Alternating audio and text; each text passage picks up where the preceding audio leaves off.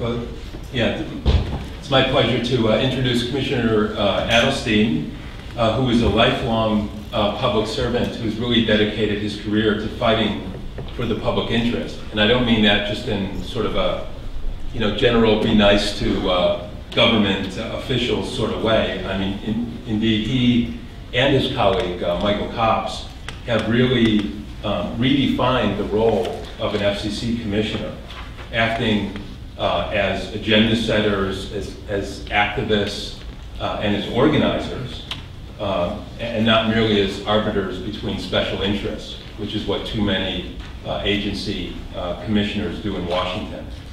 He has tirelessly worked to promote universal access to telecommunications and media outlets for everyone, whether minority, in rural areas, low-income consumers, people with disabilities, non-English speakers, and so on. And he has advocated a national broadband strategy with aggressive goals and specific policy recommendations. Of course, perhaps most relevant today, Commissioner Adelstein has also played a leading role at the Commission in promoting policies that improve access to spectrum in ways that promote both competition to the dominant carriers on the commercial side, with more flexibly licensed spectrum, battling for wholesale access and other provisions. But probably most importantly, from our point of view, for more open, shared, unlicensed spectrum for community wireless networks and for individual homes and businesses. Yesterday, a number of the community network pioneers that are here were together, and we asked them, what are your challenges that we could maybe do something about in Washington? And it was kind of a chorus that said what we really need is more and better access to the airwaves, more unlicensed at lower frequencies. And it's important to realize Commissioner Adelstein has been an early and steadfast supporter of opening the MPTV channels for unlicensed access. And he's also been, I just mentioned one last thing, is also a very strong supporter of the so-called wireless Carter phone principles. That is giving consumers the choice to attach any device, run any application, and access any content over the web, and really extending that net neutrality debate into the wireless realm. So I could go on and on, but I won't because we have limited time and you're all hungry. So Commissioner Adelstein.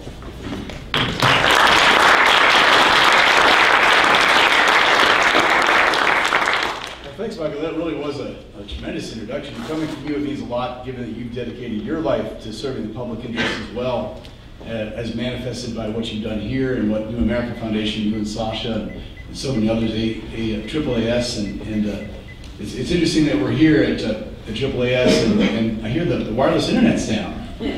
So maybe you've all overwhelmed it with all these techno geeks here, but it just proves the old adage that capacity needs begin right here at home. If you're running out of it here, what about those rural areas in the country? What about the places that really are challenged? I guess maybe it's something that haunts us FCC commissioners too. Wherever we go, it's always technological problems. The phones don't work, the internet doesn't work. And we're trying to do that for the whole country. That's a joke, so don't write that down. I'm thrilled to be part of this conference, so I'm really very evangelical, as Michael suggested, about the need for community wireless as an integral part of the solution for the broadband challenge we face both here in the United States and, of course, around the world. I've been preaching, as he said, about the need to expand broadband access, to open more unlicensed spectrum, and to expand economic growth and access through breaking the duopoly of cable and DSL on broadband. You're the ones who are really making that possible, and that's why I wanted to join you here today to sort of encourage you in what you're doing. I know that this summit, which began, I guess, 4 years ago, has really launched this movement. And it's wonderful to see that. You bring in low-cost and free wireless broadband services to local communities. You've really made a lot of progress in those years since this was originally launched. So I really want to applaud your efforts and learn more. I'm going to stick around a little bit afterwards to learn more about some of the innovative business models and solutions that you've advocated on a local level and how you've inspired local communities to plan strategically for building network infrastructure. We could probably learn something from that at the federal level, because we haven't done that at the federal level as well as you've managed to do at the local community level. So we can learn from you as well as you learning from us here in Washington. I know that your kind of grassroots efforts that you've launched have taken a lot of blood and sweat, tears to get it done. There have been setbacks and there have been successes, but you really recognize, as I do, that the only meaningful competition that is what you're doing. You know, you need to have competition to drive innovation and choice. And despite all your hard work, we see consolidation in the broadband provider marketplace and communities struggling to keep up. Even as the economy moves increasingly towards digital, our communities are falling behind. But you, community wireless networks that you represent, are really a key element of any national broadband policy, and a policy which we desperately need. If municipalities need to step in to provide their own citizens with better broadband access, no other government entity should stand in the way. That's one good way to get broadband deployed everywhere, including rural areas, underserved areas, inner cities. There's so many good examples of it. So I'd like to thank those of you who are really making this happen, making sure that there's free and low-cost alternatives out there for people who lack access or who can't afford it. You're spurring all kinds of economic development and promoting digital inclusion. I think it's critical that everyone in this country and really around the world have access to these opportunities. That's how you level the playing field. That's how you maximize economic growth. You don't want just the digital haves to get more and more and expand on the economic inequality and social and educational inequalities that we already have in our country and around the world. This is a chance for people to really reach their full potential, maximize their own potential, because they have access to the incredible tools that the internet offers. And on the international level, I've been saying this for some time, I really believe that the availability of broadband, be it through community efforts like yours or otherwise, really furthers fundamental human rights. We talk a lot in this country about promoting democracy and freedom around the world, but we haven't done much to really help you get access to broadband networks that will actually accomplish that. And I don't know of a lot that does a better job of promoting democracy or freedom than broadband networks. That's why repressive regimes around the world go after it first, and they go after the media first, to control the flow of information. They want to stifle the free flow of information. But it is, as Thomas Jefferson said, really what is essential to an informed, to democracy is an informed citizenry. So this kind of information is the lifeblood of a democracy, it's the lifeblood of freedom, and those who talk about freedom ought to think about how you actually make it happen. And this is one of the ways that you do it. So all the leaders like you who come from around the world, I understand 20 countries are represented here today. It's very exciting that you're able to be here and to learn about what we're doing, because I think that those regimes that want to shut down the free flow of information, ultimately with the rise of technology, I'm hoping it's like putting their finger in a dike that's leaking, and eventually like water, the information will flow in, and there's no way they can continue to repress it. And this could be one of the greatest tools the world has ever seen for promoting freedom. We're seeing that now. We're seeing that, I think, as technology expanded even in Eastern Europe, how critical information was in bringing down the Iron Wall. So this is really a great hope, the rise of broadband networks for protecting marginalized or threatened communities.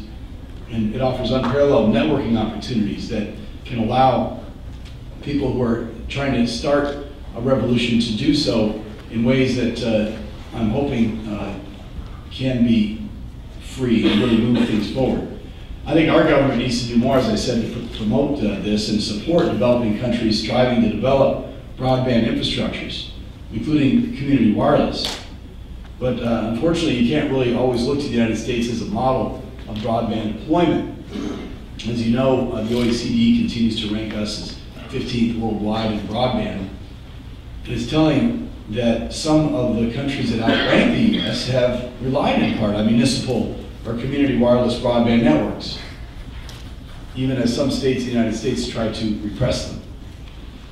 So this conference is really a great platform to share best practices and to learn what can happen around the globe from other countries as well as from the United States. You had a lot of countries represented last year. I understand you have some countries here like, I think Tibet's represented, somebody from Tibet here. Talk a lot about what's happening in Tibet these days and what China's doing to repress free flow of information on its broadband networks. And we really, our thoughts and prayers are with the Tibetans and everybody around the world who are striving to break free of that and who are using broadband in creative ways to make that happen. So anything we can do to help you to set up and maintain these community broadband networks, we ought to be doing. I'm hopeful that that will happen someday. I mean, we're looking at, for example, one of our presidential campaigns is use the internet in ways that are unparalleled to really stoke our own democracy, to bring in citizen involvement like you've never seen before in this country, and to create these communities of affinity.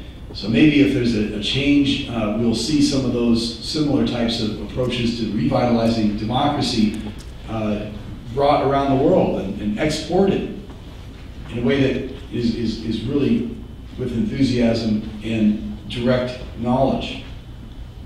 Now I understand that you have somebody here from Ghana too, and that you heard from folks about how the community wireless network there developed the use of Wi-Fi technology and open source software to offer connectivity to schools and businesses and community activity centers throughout several towns in Ghana's eastern region. These are fantastic examples of what can happen. These kind of experiences are really critical, I think, to the economic development of these countries. So I'm pleased to see so many great examples here that we can draw on. I know that you've heard from a few here in this country as well, like One Economy, which plans to bring internet access to 500,000 low-income Americans in New York City. And Google's reaching out to their own community. There's so many examples, you can go on and on. I heard about the one in Cleveland on the way in here, and I'm sure we'll hear more at lunch. I think if we had a national broadband policy, which we need, it would recognize that one of the best ways to promote deployment and to promote competition is through spectrum-based services. I think the FCC needs to do more to stay on top of the latest developments in both spectrum technology and in policy, what's happening around the world, working with both licensed and unlicensed spectrum, which is the lifeblood of this new communications landscape. We have to be really creative about how we get it out there. I think that broadband services are really flowing over these Wi-Fi networks and over unlicensed networks like nowhere else. You see the usage on the spectrum chart in Wi-Fi of unlicensed is very much greater than it is in almost any other aspect of our spectrum. So we need to look at all kinds of approaches, both technical, economic, and regulatory, to get spectrum into the hands of operators that are ready to serve consumers at the most local levels possible. And unlicensed broadband services, which so many of you are interested in, can really help underserved communities and are helping because the spectrum is free. Of course, in rural areas, it's relatively lightly used. And of course, it's so accessible and so successful that the equipment prices have come down because it's so widely deployed to get economies of scale. I've really tried to work closely with the WISP community, which has been focused on providing wireless broadband connectivity to rural areas and underserved areas. I think we can do more for rural WISP and other unlicensed users. Operators want access to additional spectrum, as we heard, and we've got to find ways to identify more unlicensed spectrum. And we need to find ways to give access to higher power levels, particularly possible in rural areas. We did open up 255 megahertz of spectrum in the 5 gigahertz band, more spectrum for the latest Wi-Fi technologies.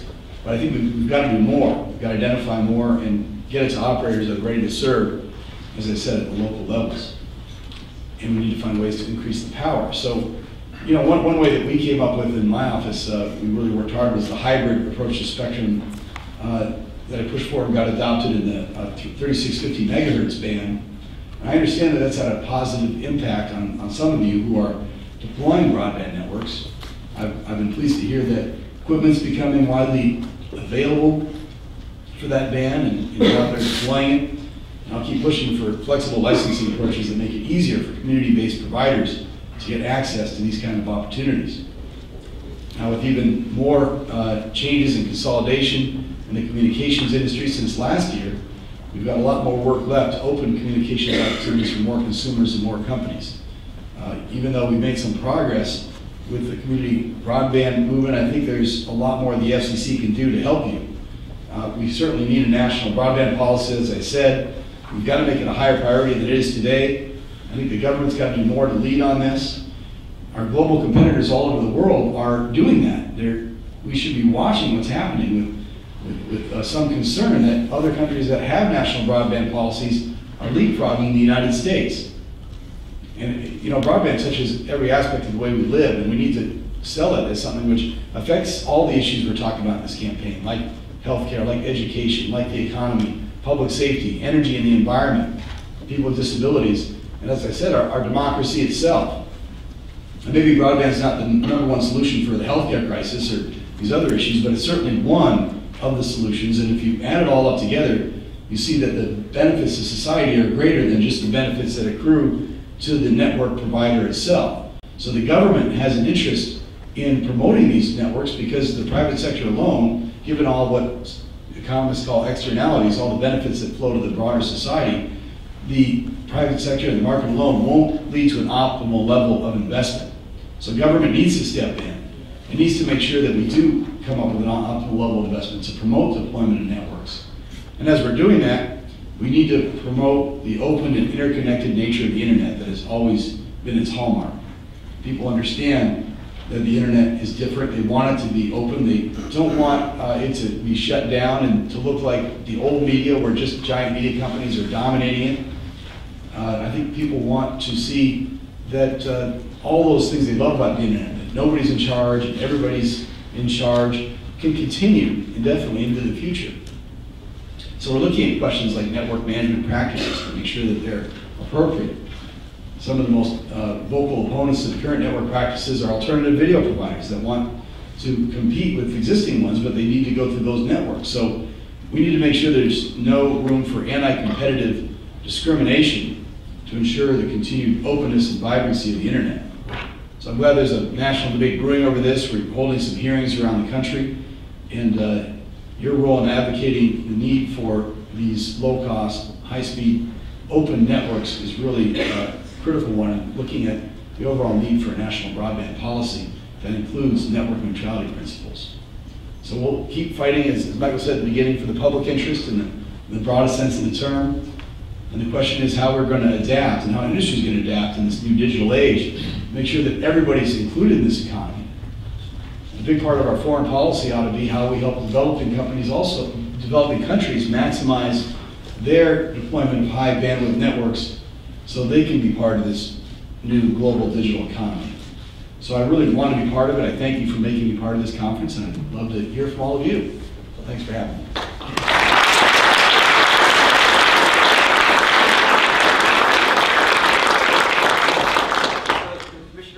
That we opened it up for questions, so feel free to raise your hands. I'll let him call on you so that you can't blame me for the questions you asked. First hand up right there. Yeah, so... Could you identify yourself? Oh, hi, I'm Steve O'Kay. I'm from Invenio. We're a social enterprise based out of San Francisco. We work on developing sustainable technologies, sustainable communication technologies for developing countries. We work mostly in Africa. We also have some projects here in North America and in our hemisphere. So everyone has seen the tremendous success that technology companies and providers and nonprofits have experienced through the use of the current unlicensed spectrum, and so technology has really been, FCC has really helped in kind of keeping people on to re-regulate that or impose additional regulations to kind of keep that at bay. But along with that, I think needs to go a enhanced or a defined policy on network neutrality to make sure that the data that's flowing over the devices continues to do so in an unimpeded way. So if you could comment on whether the FCC has a specific policy or a specific direction that you would like to see head towards in regards to network neutrality? Well, I certainly think you're on the right track. I agree that the internet's been such a source of remarkable innovation that you don't want to do anything that would inhibit that. We did put out a policy statement that was an important start. Right now, some companies are saying, as we talk about enforcing the policy statement, that since it's not a rule, it's actually not enforceable. So we need to find out whether or not it is enforceable, and if not, we need to implement it as a rule, not just make it a policy statement. You know, I have some concerns about whether the policy statement alone is enough. It's got a lot of good basic principles, but for example, the Congressional Research Service found that broadband providers have the ability and incentive to favor its own applications and to engage in anti-competitive discrimination. They're saying they have the ability and incentive, but they're not saying whether it's happening. But when you see the level of concentration in broadband networks with cable and DSL dominating around 95% of the marketplace, you've got to be concerned about that. So I've talked about the need for a principle that would prohibit anti-competitive discrimination. I think that's the big outstanding question, as well as the question of whether or not a policy statement is sufficient without actually having rules. Our chairman has said he thinks we can enforce the policy statement. I think we may get tested on that. So we'll see what the courts say about that as well if we get challenged, if we do attempt to implement that in an enforcement context. Yeah. I'm Karen Perry from CARICOM, and I wanted to ask if you would comment on the Broadband Census Act and the Community Broadband Act, both the strengths and the weaknesses, and what you think the probability of passage would be. See, that's the one, is that the Inouye bill? Remind me which bill that is. The marquee bill, HR 3990. Oh yeah, I think it's a it's a really good bill. It's hard to get legislation through Congress in telecommunications. I mean, generally speaking, we haven't had a major piece of legislation through since '96. I mean, there've been little pieces that have come up since then, but you need to have kind of a consensus generally, particularly in the Senate. I used to work in the Senate for 15 years, and without a consensus, it's hard to move items there because of the way the body works. So I think it's a good way to start. I'm hoping that the House can act on that, and there's action there. I'm more concerned about the prospects for getting that through the entire Congress in the short time remaining. But I think it's a really great way to kind of shine light for us as to what we ought to be doing at the FCC too. It would be helpful to have that kind of legislative authority. It's just hard this late in the session to get anything through on telecom. Yeah. More. My name is Ben Cobb. I run the website radiospectrum.info, which is related to FCC authorized wireless experiments, and 26megahertz.us, which is about community digital broadcasting. I think that your introduction was very on point about how you and Commissioner Cops have really redefined the role of FCC commissioners with the way that you have spoken out and questioned the business as usual at the FCC. My question is, do you think that you have been successful at all in shifting the views of your colleagues on the bench, either in policy or in how the FCC is run? Well, I think we have. We've been, of course, in the minority, but it's not a very partisan agency. Most of these issues don't really fall along partisan lines, and we have been able to, I think, move the dialogue. And part of the way you do that is through having real grassroots movements like this one. And it's folks like you that really help us, that are out there in the field actually doing this and proving that broadband can work. And then we use those examples and say, look what's happening in this city or that city, and what these folks are doing, and we've got to help them. I mean, lately, I don't know if there's as much enthusiasm for unlicensed spectrum as there previously was. I know that Chairman Powell was actually pretty good about helping to identify, and I think he understood the critical way that unlicensed can lead to innovation and competition. And I don't think there's been as much of an effort lately to do that. We need to keep that on the radar screen. So I've been really pleased with how well we've been able to do that. And in terms of media in particular also, we really found a mass movement that grew up around the issue of media democracy. And that movement that originally was spurred in part by Michael Powell, ironically enough, that the attempt to go so far on media concentration went against the grain, I think, of the American spirit. This country was founded on the idea of having decentralized, localized media. And it goes back to our very revolution. That's how this, it's a great history to look at Paul Starr's creation of the media, and you think about the early days of America. I'm a historian by training, and you see that there's this strain in American history that we've always had distrust of big media, big government, big institutions. That really came out in the movement against media consolidation. I was kind of surprised. I thought we were going to get creamed, that we were going to be just crushed, and we were going to be these lone voices against these giant, dominant multinational conglomerates. But we found there was a movement behind us, like a wind at our back, where the people just rose up. We had 3 million people contact the FCC, contacting the members of Congress. Really, when you touch that off, it changed everything. And now what you see is that movement essentially is becoming part of the movement for net neutrality. It's almost indistinguishable. People see broadband networks like the very ones that you're trying to make available as the new localized, decentralized media. I like to refer back to Boston in 1715 had 5 newspapers in it, and they were locally owned and they were entrepreneurial. And here that's kind of the scrappy way that a lot of you folks are doing business in local communities, and the way that these little wisps are setting themselves up. It's local, it's decentralized, it's free and open, and people can have free expression. That is something which I think is very powerful, because it is so consistent with the American spirit, it's so consistent with our history, that you can draw on an incredible level of support in the communities, and the idea of freedom of speech that is so endemic in our country. And as I think about it in the international context, that's our great offering to the rest of the world that doesn't have that kind of history. A lot of these countries that are finding these networks don't have a history of democracy. They weren't founded on a revolution 250 years ago that was premised on the idea of a free press. So there's this constant tension in those countries between the government that wants to repress that and the people who are striving for freedom. Something that I think this country could really help other countries if we made an effort to try to help them out on that. But we have our own challenges here too. I mean, the problem here is that some folks think that let the market deal with it, everything will be fine. And what we see when that happens is consolidation, and we're concerned about the potential for discriminatory efforts. So having open networks like the ones that you're all trying to promote are the best antidote to that.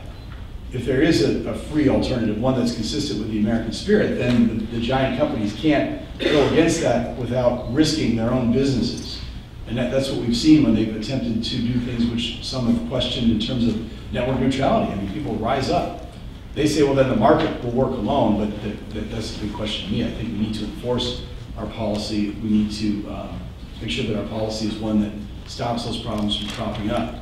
But while we're awaiting all that, having a competitive alternative that is based on community wireless networks, for example, and other competitive alternatives, either commercial or non-commercial, wireless or wireline, is what keeps that free flow of information open and allows people to express themselves and to create their own little websites and their own community activism in ways that harken back to the very founding of our country. Yeah.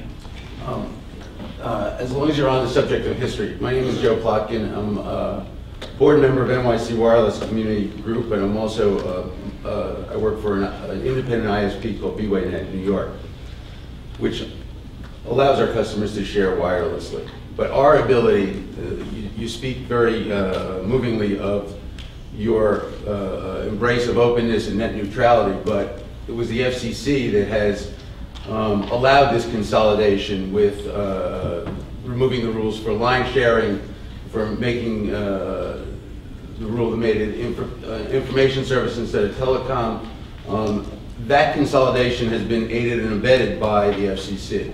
So I'm just curious, in terms of net neutrality, how you would presume to police, say, 100 milliseconds of latency on Skype, or blocking ports on Comcast, when you were ineffective in the 90s and early 2000s in finding unbundled loops, that Verizon was hiding from the Covets of the world? Well, it's a good question. I mean, I have to admit some complicity on that. I was in the minority, though, and that wasn't my choice to destroy some of the protections for competition that were intended by Congress. Occasionally I had to vote for them, because if I didn't do that, it would have been something worse. in a 2-2 situation where we were faced with a lot of issues. I mean, every time that there was a merger, every time that there was elimination of these rules, we fought to try to minimize the damage. Occasionally, I dissented. Sometimes we went along in order to get improvements that at least maintain some element of competition. It's been a constant struggle, though, I have to tell you, and it really is a continuing one, where I think you're right to have some concerns about it. I'm not sure if we can. I mean, I don't know if we have the willingness to stand up and do these things. I can tell you that I do, but I just don't know that we can always get the commission to do that. And a lot of it depends also on the future makeup of the commission. I mean, if we had, you know, if we could clone Commissioner Copps, you know, maybe get him on there twice. And Well, it started, I mean, with all due respect, it did start under Kennard. So, I mean, we had these abuses under Kennard, we met with him, and it still was unenforceable. Well, yeah, you mean, again, I don't want to sort of disparage any other commissions or commissioners. You know, it just depends on what kind of a makeup you get on there and what kind of commitment you have. I think when you talk about whether you can make a difference, if you really try to serve the public interest and not be there to work on behalf of the companies that we regulate. I mean, agency capture is a real issue. I read about it in my poli-sci classes. And I live it every day when I see what happens up there. And you know, the tendency is for an agency that oversees telecom to worry about the telecom providers. But what we have to be looking at is that telecom is so important to the broader economy and to all of these issues I talked about, like healthcare, like the overall level of economic growth, like opportunities for cultural and democratic, with a small d, opportunities. We have to promote that from a broader public interest perspective. And but the tendency is to watch out for the companies we oversee, and then the tendency is within that to watch out for the biggest companies that we oversee because they have the most developed lobbying force, perhaps, and maybe other reasons for it. It's hard to sort of stand up to all that, and I can't say for sure what's going to happen. I can say we try. We need to also balance what they're saying, because to some extent they are the ones who are deploying a lot of these networks. So some of their concerns are occasionally very important to take into account to make sure they have the incentive to deploy networks. I mean, I could go on and on about this, and someday maybe I'll go in academia and teach a class about where that balance is and how the difference is made and how capture occurs and how you can beat it.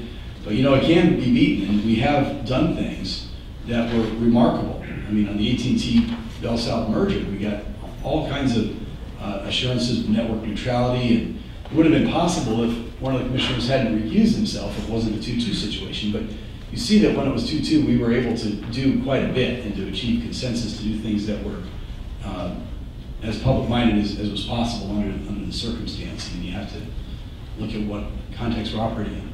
Drew looks. One last question, last one.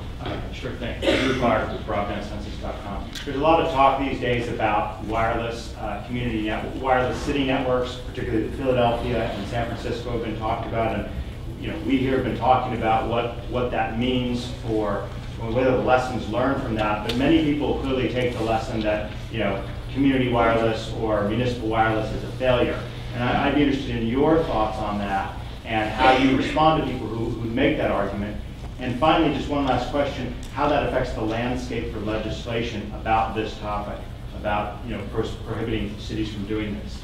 I don't think it means it's a failure. I think we've had things that haven't worked out as we had hoped, but there are other experiments like what you're talking about in New York City, which I mentioned, and other parts of the country that are working very well. So it's unfortunate we've had some major setbacks, but I don't think that means we need to give up. But certainly there are a lot of lessons that need to be learned, and I'm sure that that's one of the things you're talking about here today, that those who are intimately involved know better than me what the problems were and what the shortcomings were and why it didn't work. But there are a lot of successful models to draw on as well. And that's probably also what you're spending a lot of time on, I presume, figuring out what works. I think to draw from those the conclusion that we should give up and we should ban these or allow states to do so would be a huge mistake. If communities get together and the elected officials, who are after all accountable to people much more so than folks here in Washington or elsewhere, I mean, these are elected officials that decide they want to make that commitment and are able to take on the incredible resistance from the local incumbents who mount furious efforts against these and still get one of these implemented, that means that that community really needs it. And there should be no state government that stands in the way of that level of local commitment to provide service for its citizens.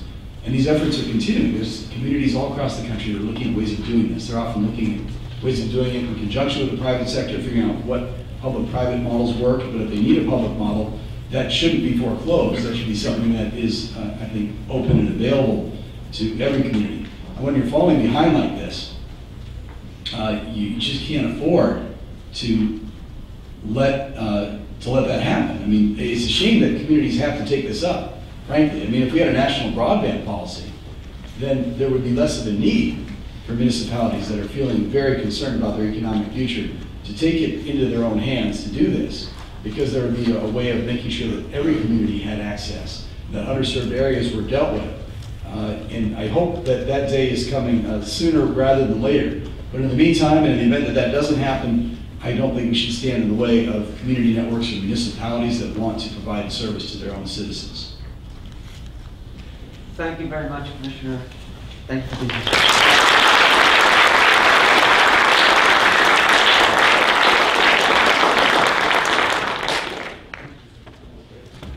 So we'll have food when you leave here.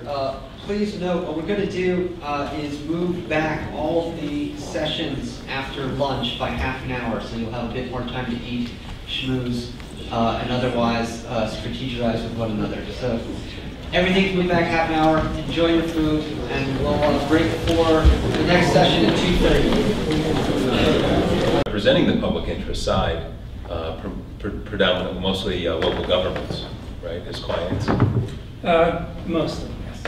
Okay, and you can, you can fill us in a little bit more about that, because Jim's really the guy who has, I think, much better close-up perspective on the sort of state and local policy issues. So to the extent people are interested in that, Jim is a tremendous resource on those. Harold and I have been focused primarily here on the FCC and federal legislative issues, kind of all things Washington. And so this is supposed to be policy debates impacting community wireless networks. And we certainly know about a number of policy debates that are ongoing. But one of the big things I think we'd like to accomplish here, in this limited time is to find out, what sort of challenges or obstacles or interests, any of you have out in the field, out in the communities where you're actually doing this work, or where others are having challenges doing this work that might be addressed by policy.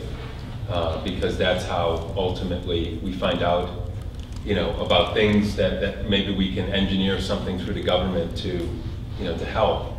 So, for example, and I kind of mentioned this when I was introducing Commissioner Adelstein earlier, when we gathered yesterday with a bunch of the community wireless pioneers from different places, and and asked, what's one of the things the federal government could possibly do to help you. There was one of the first things, of course, mentioned was more and better spectrum access. That we need more unlicensed spectrum at better frequencies, such as the TV band that slides through. And one of the things we can fill you particularly if there's interest, fill you in more on is this kind of ongoing effort. It's been going on for years now to open all of the unassigned or empty TV channels for open, shared, and licensed use. And that's actually will be, once analog television turns off in February, that will be the vast majority of the remaining TV band. Channels 2 to 51 are empty. And we're trying to open those up and have a whole big coalition behind that. But one thing I want to say, I guess just thematically, about spectrum, and then I'll turn it to each of these guys to throw a couple more things on the table, is that when we talk about, we've had this whole battle about the TV white space, about because we call the vacant channels white space because they're not really being used. But one of the things we've had in mind is to brand the notion of white space more generally. because as, for example, Ben Cobb was in the audience who wrote the Spectrum Finder, kind of the catalog of, you know, looking at how all the frequencies are used, as Ben probably knows better than anyone. The vast majority of frequencies at any one time are either unused or underutilized. So the conventional wisdom, I know you all know this isn't true, but the conventional wisdom in Washington is we have this spectrum scarcity. And it's not, you know, bandwidth or capacity that's scarce, it's government licenses, government permission to use the airwaves. So one of the things that I think we're all kind of starting to rally around in DC, particularly if we can get past this precedent-setting order to open the vacant TV channels, is to move on and really try to push for a vision of opportunistic access to the airwaves more generally. You know, to get access to all of the unused bandwidth, at least as much as possible, using the new technologies, you know, that would allow you to do that, you know, without causing interference to incumbent services. So to the extent that you can use software-defined radio and protocols like listen before talk and frequency hopping to, you know, to grab, you know, capacity that's not being used, because maybe the military, for example, which has probably as much spectrum set aside as the broadcasters, is using it maybe some spectrum only around Air Force, only around military bases, or only on the coast, or only high up in the air, and you can use that white space. And there's just, you know, there's just really tons of it that would be, you know, just as the upper 5 gigahertz band was open for Wi-Fi backhaul, you know, just a few years ago, after after a strong push from the Hill that you know, again, the same public interest coalition helped to engineer. You know, we think there's a lot more spectrum capacity that can be opened up and hopefully make everyone's job much easier. Harold, do you want to throw any other federal issues on the? Yeah, I mean, let me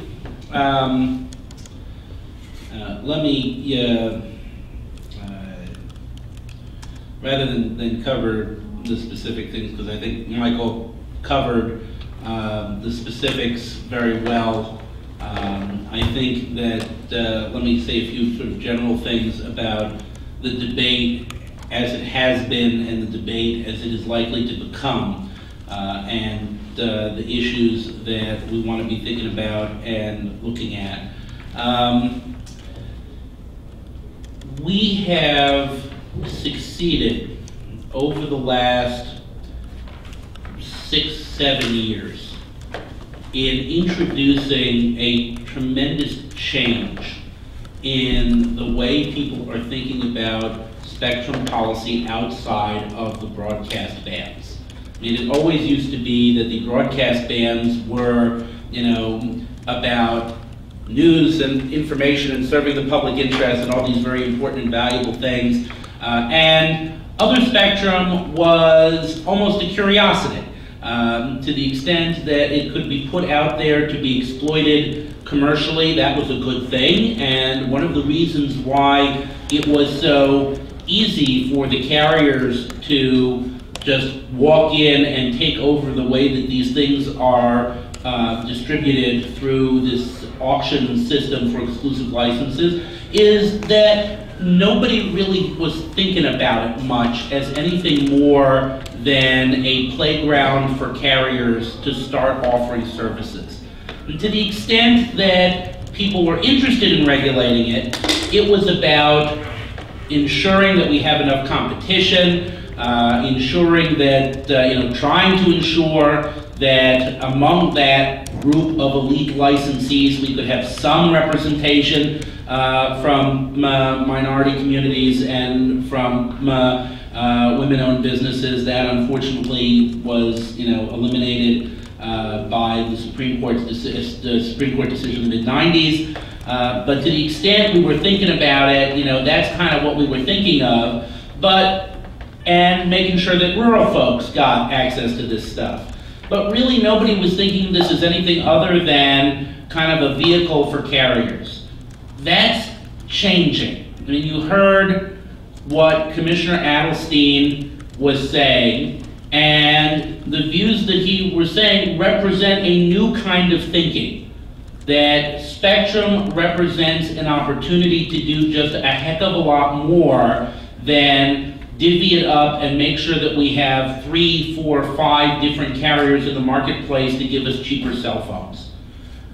So that opens up a number of doors. Now that has not penetrated yet to the state and local levels, where they don't tend to think much about wireless policy, not surprisingly, because the federal government in the United States and the FCC has something of a monopoly on this, on the regulation of wireless directly. And therefore, to the extent that state and local governments have thought about it, it's tended to be either in terms of public safety, do our police departments, fire departments, have what they need, and what are we going to do about the zoning and siting of cell towers?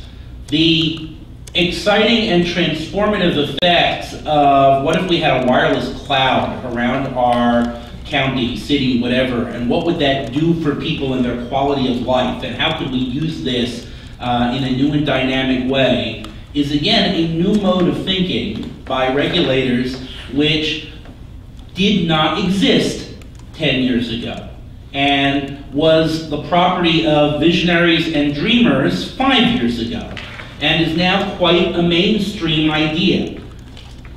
As we look forward to the upcoming policy debates, one of the critical aspects is to push that idea. Because if it's very easy for carriers and other big users of spectrum to win these debates if it's a debate that is framed in the traditional terms of how do you get spectrum out efficiently to carriers who will provide better services. It's even a bad idea to frame this the way Google and Microsoft and other industry allies of the moment want to frame this, which is about, well, this needs to be the playground of innovation, meaning commercial applications and companies coming in developing new products. As we move this forward in the policy debates, the debate over narrative and framing, as well as over the specific areas of policy, is critical.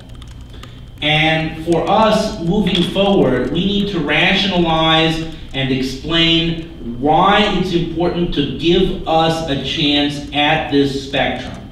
When we talk about the specific things that Michael was talking about and the things that I think we do need to focus on, because big dream narratives are built on actual concrete steps and rules. We need to be looking at, okay, we're talking about, trying to open the door for certain kinds of technologies. I think cognitive radio, which got, there was an attempt under the Powell FCC to open the doors for more intelligent radios that could more efficiently use the spectrum. That got beaten down by a unified field of carriers and every licensee. There were two very significant proceedings in which we were on one side and every single licensee in the universe, from the public safety guys and the fire departments and so on to the Verizons of the world, were on the other side. That was, no surprise that the FCC terminated those proceedings. But moving forward, we have an opportunity to reach out to people and push for this and get them on our side if we frame the debate correctly. I think that again, the areas that Michael talked about, cognitive radio, access to federal spectrum under new paradigms. Until now, we've had the idea of getting more federal spectrum, and in the United States, the federal government has about half the usable spectrum is what we've heard, but it's hard to tell because until recently there was no assessment of who's using what and for what purposes. The idea has been, well, clear federal users off a band, divvy it up into licenses, and auction them to carriers under this traditional model I'm talking about. There are other paradigms out there that we need to be pushing because they serve the goals that we're talking about and the narrative that we're talking about. On the state and local level, we need to be, again, looking at this in a very creative way, not just on getting us more spectrum, but on how the various aspects of state and local government can be used to work with the community. The first vision of this, the Muni Wi-Fi vision, the Philadelphia project and so on, was basically a carrier vision. I mean, there was a vague notion of what you could do with it if it was out there, but Philadelphia was a franchise model of let's pick a carrier that will have certain public interest obligations and they'll try to make money off of that. The people in this room have the capacity to work with state and local governments in a way that an Earthlink was not going to be able to. And in moving forward in these policy debates, it's important for us in considering the things that we want to do with this spectrum. How can we influence behavior, whether it's about sharing capacity, whether it's about hooking wireless networks into existing municipal fiber networks, whether it's about altering grant programs or providing incentives for publicly funded housing to self-provision. I'm just thinking off the top of my head here, we need to be alert on these levels to be looking for the opportunities to push our overall agenda driven by our different narrative forward. And so, Jim. Okay, thank you very much for having me here today. I'd like to continue Harold's theme about narrative. I'm not sure that I fully understand it, and let me tell you why that is. In my day job, I work very closely with public entities around the country on developing their own communications networks. I started out doing this about 15 years ago, working with members of the American Public Power Association, which are our country's municipal and other publicly owned electric utilities. And one of my first projects was to compare the world that we live in today in the communications area with a century ago, when electrification was the technology that was gripping the country. And I was astounded to see how closely the parallels are. The private sector, as it usually does, as it did then, private companies focused first on electrifying major cities, and they left most of America in the dark. Literally in the dark, because lighting was the first use of electricity.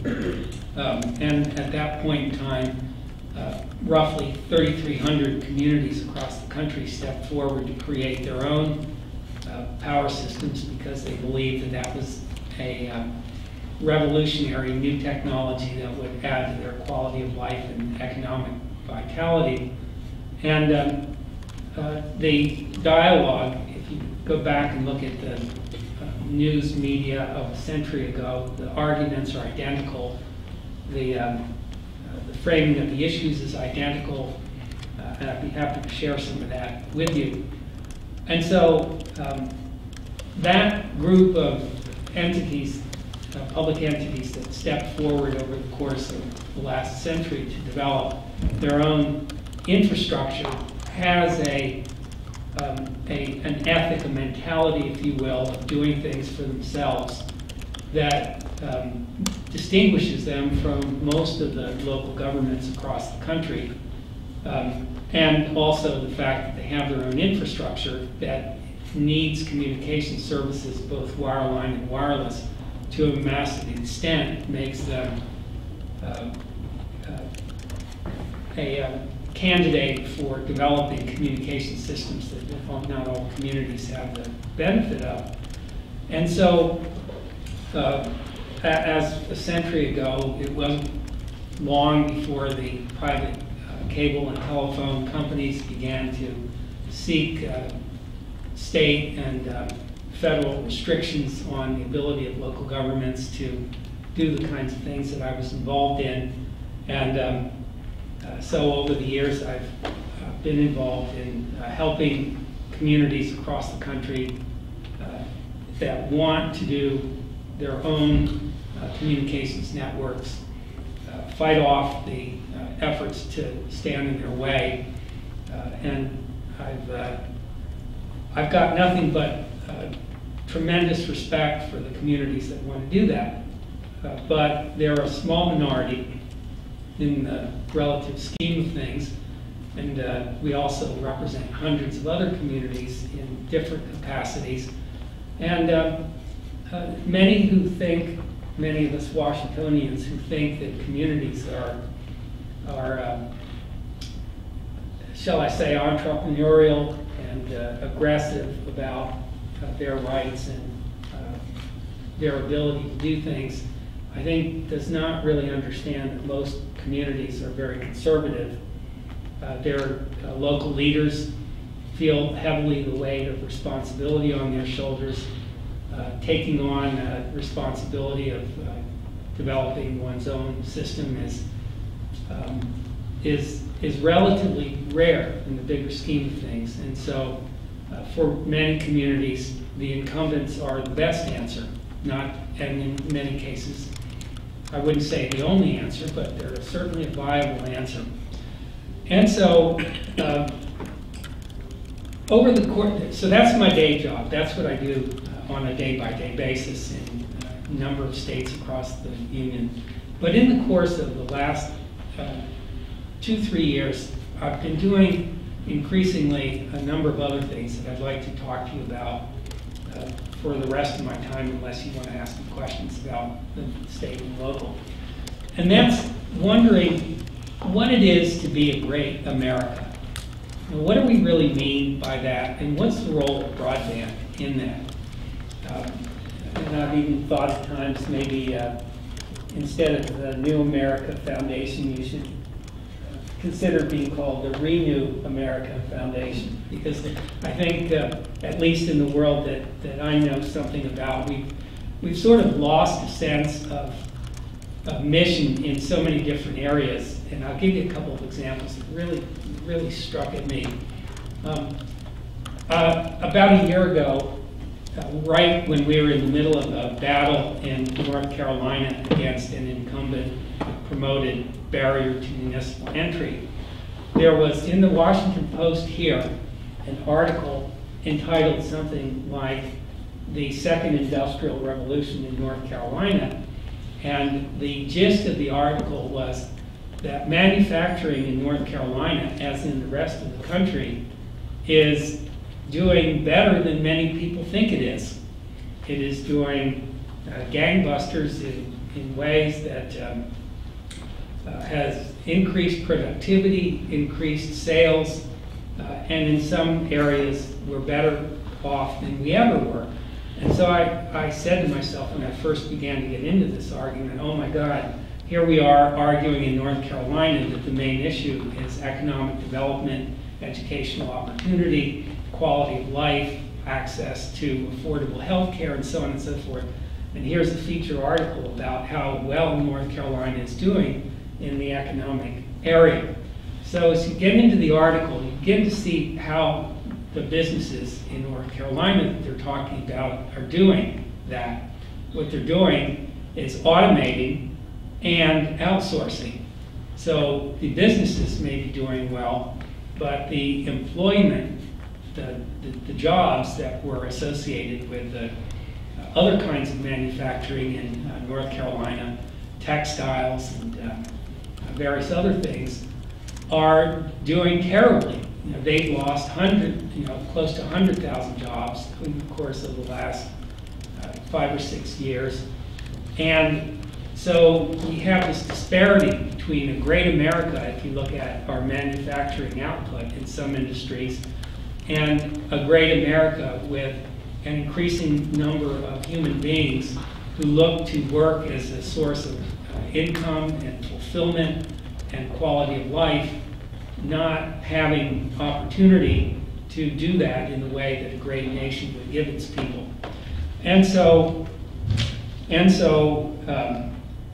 I have been focusing on the issue of a national broadband strategy, something else that people didn't talk about very much. And when one of my partners and I wrote long articles about this about a year and a half ago, we still drew lots of rolled eyes. But now that's a very popular topic. And a number of organizations across the spectrum, including the incumbents, are talking about the need for a national broadband strategy. Jonathan here earlier mentioned that. He's been one of the few voices along with us from the very beginning that have been talking about the need for that. But what is it and how does it work? And what are the elements? Well, and that's the question. That's not I'm not going to tick them off because I don't know what all of the elements are. All I know is that I've been working to get people all across all walks of life asking that question and talking about it and talking to each other about it and laying weapons down temporarily at least to talk about what kinds of consensus we can come up with. And when I hear a debate, as we've heard here, about spectrum policy, and some have mentioned the way that wireless fits together with wireline and various other things, it helps to underscore for me that we are a nation that is not doing that well when you compare us on some measures to other countries. And we don't even have a consensus on how we should be measuring how well we're doing, what the measures mean, what the facts are about what our systems are and what they're capable of, how they should fit together, how broadband could be used more effectively to enrich American lives, how important it is for community networks, for wireless, if for no other purpose, if we had a country where private providers were available to everyone as they may be in a few years, for an outlet for democracy and freedom. I may sound like someone from the National Rifle Association talking about maintaining weapons of freedom. But I think we need to have that kind of debate. I don't think that we are fundamentally threatened as a country in being a great country, but we're going to be. We just completed a 3-month white paper for the ENC authority in North Carolina, in which we asked questions like that and tried to respond to them in copious detail on how you can use broadband in a wide range of areas, what the leading nations in Europe and Asia are doing and thinking and why they're doing what they're doing, what their current generation is, where they're heading next, what our incumbents are doing, what independents and others are doing, how different technologies fit together and work together. But I don't know answers like that, but it seems to me that it is fundamentally important that we, every once in a while, renew America and ask big questions like that, and then pull back and then come back out to looking at the issues that we focus on a day-by-day basis, and have a narrative, the way you use that term, Harold, I think, is a very rich term, and we need to have a national narrative that is respectful of everyone across the continuum, including incumbents and including the Googles and including what I think of as our family of folks who are out there. I know it's easy to be skeptical, and there are skeptics who think that if you start this process, it'll just end up being hijacked by the incumbents. And there's always some risk of that, but I am just incorrigibly optimistic about what we can do if we put our minds to it, especially at a time with a transition in our federal administration. Let me stop. I mean, just one quick thing on Jim, just to clarify, both for you and for everyone else.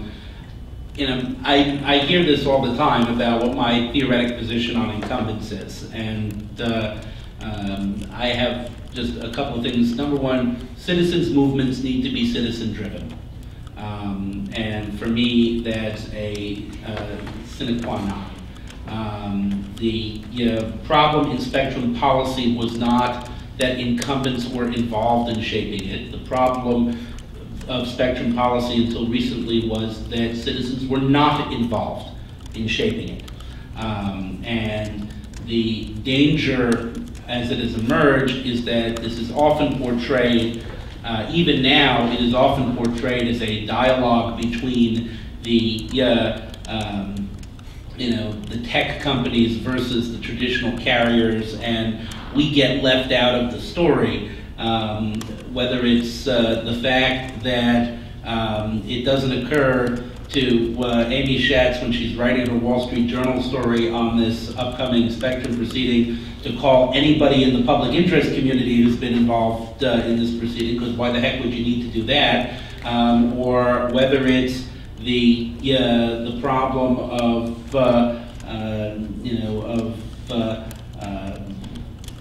Nadler writing an op-ed thinking that this is about defending Broadway from Google making rich toys. We need people to understand that citizens and real people are in here too. The other aspect is I'm not anti-incumbent. To the contrary, as I say to people, I trust the market absolutely, and I love working with profit-maximizing firms because I know how they behave. And for me, the critical issue of public policy is to make sure we set this up so that their natural interest will be driving them to do the thing that we've decided is the best kind of public policy result.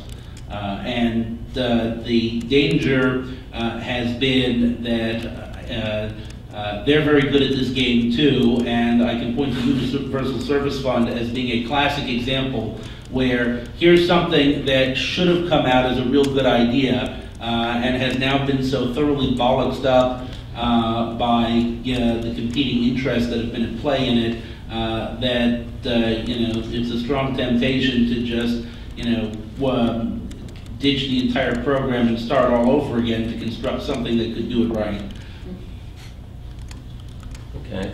Well, I'd like to, bring everybody else into this. As I said right at the beginning, what I think we're most interested in is any either, policy ideas or you have, or policy or challenge, just out in the real world, challenges, obstacles, opportunities that you think,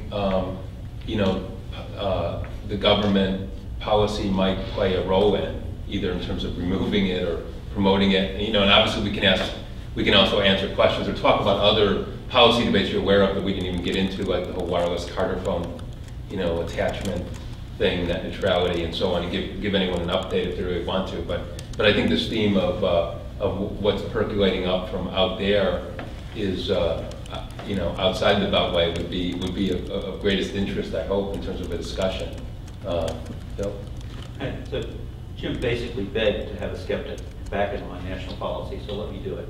I'm Bill Callahan from Cleveland, Ohio, and my hats are I work as director of I'm the president of the board of the Ohio Community Computing Network. I basically work for a network of community technology centers in Cleveland, and I'm just started working as a consultant with one community, working on their digital inclusion strategy.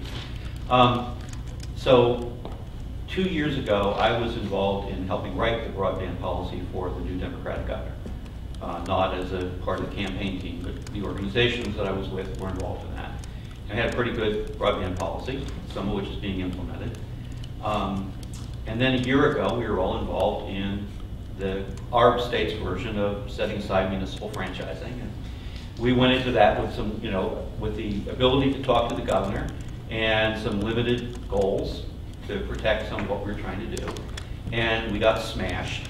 And the consequence of all that is that we now have Connect Ohio, which is, the local contract version with $3 million that weren't supposed to be available to anybody else, going to Connected Nation to do the broadband policy analysis for the state. right?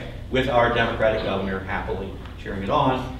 And just to be clear about this, the connective tissue was the communications workers, right? Who are friends of mine, so, you know, as they are with a lot of people. And so the question that brings me to is really, I get this feeling in the discussions I've been involved in for the last couple of days that people think that there was a before and after the new president in this process. And of course there will be. I mean, I don't doubt that for a second, right? I'm looking forward to it, big time. But in terms of this policy, I wonder how people think the framework of political influence may set up so that it does or doesn't change the terms on which a national broadband policy is going to be discussed by Democrats, just to be frank about this, and by Democrats in power. And because I didn't find a lot of Democrats in power interested in hearing our point of view in either of these discussions. I believe the vote in the, well, I won't bore you with details, but I haven't heard that. I don't know what other people's experience has been.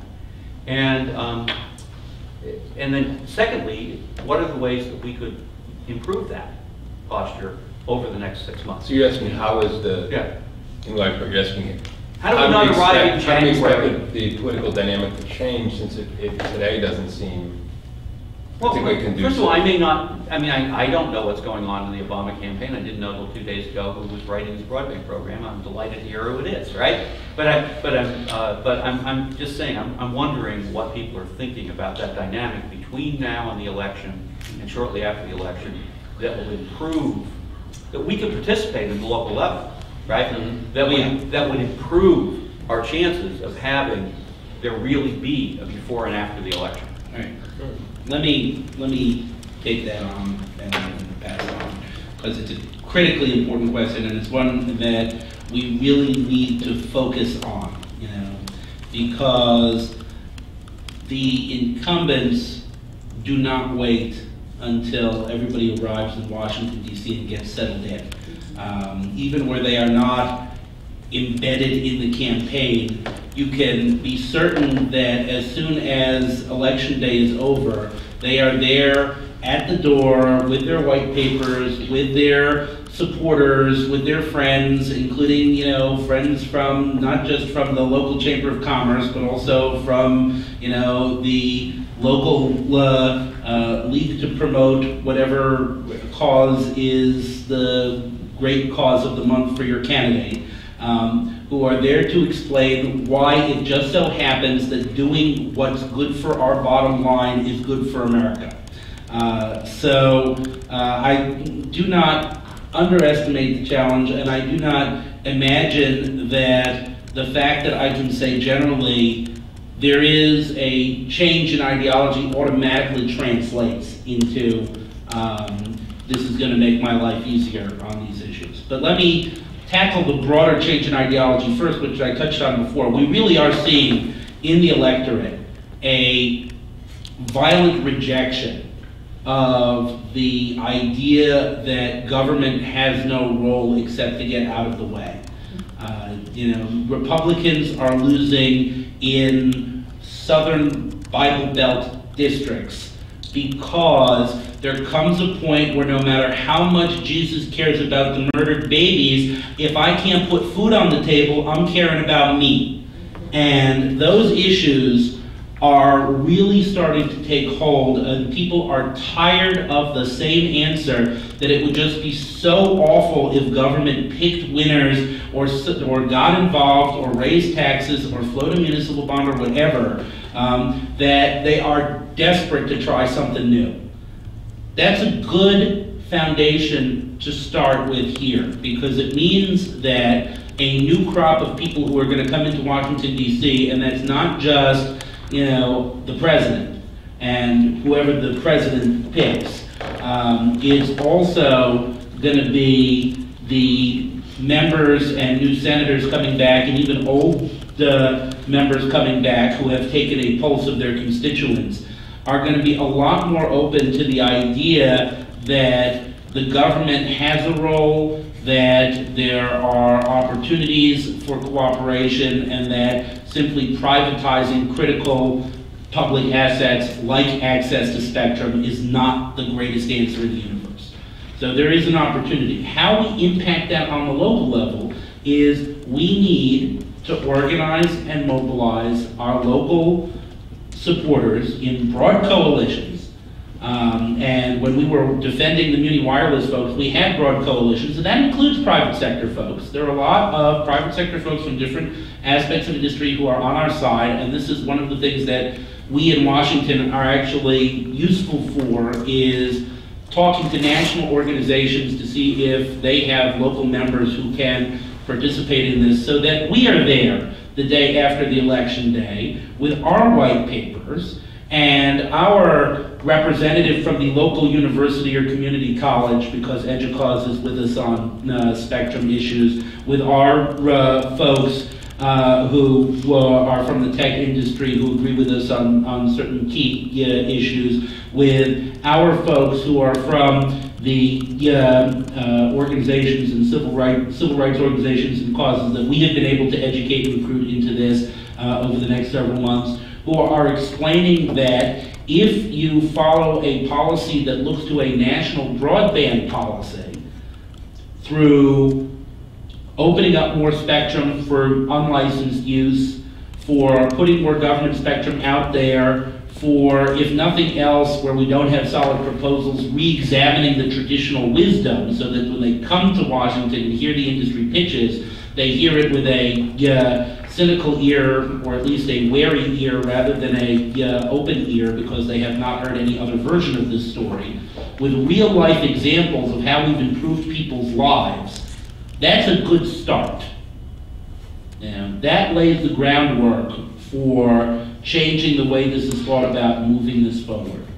But we got to do our spade work to get in there and get into the mix from day -1 in order to affect this kind of change.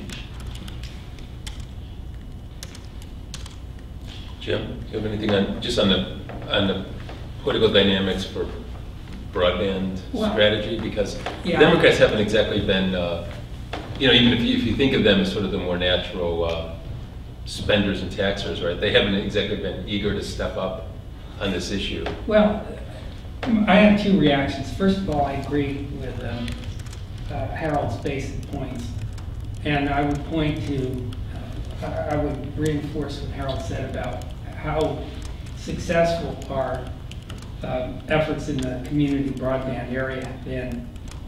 In 2004, in November, when Pennsylvania enacted its barrier to entry, I turned to my partners and said, mark my words, this is going to be like the sinking of the Lusitania to community broadband, because the law was so ugly and reprehensible in so many ways that I was sure there would be a backlash to it. But you would never, it would never have occurred to me that within 2 years, a community broadband act in both the House and the Senate sides would be the only things on which Congress could agree in the legislation that ultimately didn't pass a year ago for other reasons. And the way that came about was that we did pull together people all across the spectrum, from the educational community, from K-12 all the way up to the organizations supporting local governments, the elderly, most important, the high technology sector. And so it came down to a combination of people with a lot of information suddenly, a lot of studies, a lot of one-pagers, a lot of research that had not been done before, people from across the spectrum saying we need to go in a different direction, that the incumbents are on the wrong path here. And so we were successful. We stopped 14 out of 15 states from enacting barriers in 2005 and haven't lost a battle since then, and now have 2 bills in Congress that are that have reasonably favorable prospects either this year or next. But I think that in your case, for example, If you had the white paper that we have just completed for North Carolina, it's not available yet, it's in the press. If you had that with its massive information about how a DSL is not the answer that we need for the next few years, that there are, if you want to deal with bandwidth levels at that level, cheaper and better solutions available in some circumstances, but that if we were successful in getting DSL to every man, woman, child, institution, business, and organization in the United States, so we had 100% availability, we would still be falling every day behind the leading nations. So we need to do more than that. That's the case we tried to make. So I think that as time goes on, the more information, the better. It's outrageous that what happened in Ohio could happen, especially under a Democratic governor. And like Harold and like you, I don't underestimate the challenge involved. But it'll take a commitment of every single one of us, and a lot more, to work on this, to say that we have a stake in a great America, and we need to put our feet forward, both of them at the same time, if necessary, and make that case. And scream, as Harold does, articulately in his own way, and put together seminars and do the good work that Michael does and the work that you folks do. But, you know, we can't afford not to do a better job than we're doing right now, because we don't have the luxury of time to continue to fall back. We can't stay a great nation if we don't make that commitment. Ben? I have a comment and a question, and my comment about spectrum is a compliment, really, and to bring the audience's attention to this Wireless Innovation Alliance package that we received today. Radio and television broadcasting has been such an important part of this country's experience for the last 50, 60 years. And its fierce guardians are the National Association of Broadcasters and an organization called MSTV. And your groups represented here are some of the few who have taken on head-on these giant robots defending that institution, and some of the myths that they have propagated over the years to retain their position, to the detriment, I think, of public policy. In the envelope, or in the binder here, is a wonderful document called NAV versus Innovation. And this is, Michael, I imagine you have something to do with this. This is one of the, we worked on that. One of the few things I've ever seen that gathers together in one place the myths that the NAV has put forward and how they have impeded innovation in the spectrum.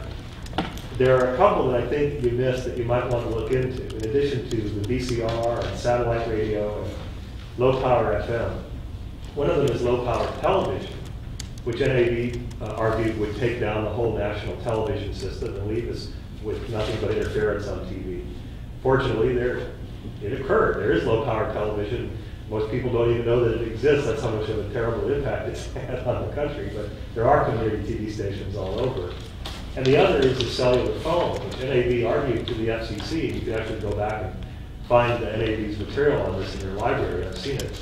The NAV said that when a person uses a cell phone to dial something like a news report or weather report or sports scores over the phone, but if it's a wireless phone, that's an abuse of the spectrum. Because as we all know, only broadcasters should provide sports and news and weather information. And the FCC and Congress really need to get busy about preventing the cell phone companies from abusing the spectrum by providing news and information over the cell phone. Now, it's a ludicrous thing. Any intelligent person thinks this is hilarious, but I am not making this up. The NAV really tried to get a campaign going to argue that this was bad for the public spectrum. So I think you should add those to the list.